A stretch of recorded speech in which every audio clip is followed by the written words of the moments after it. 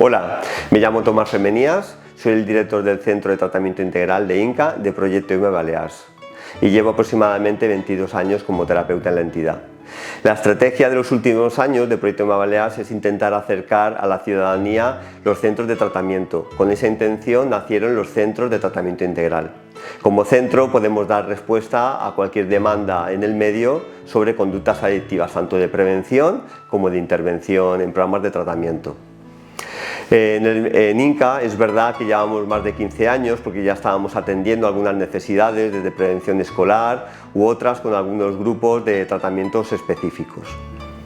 La diferencia con el centro de tratamiento integral es que desde la primera entrevista hacemos una valoración diagnóstica, atendemos las necesidades y vemos y adaptamos a esas necesidades la mejor respuesta que desde Proyecto IME Balears podemos ofrecer.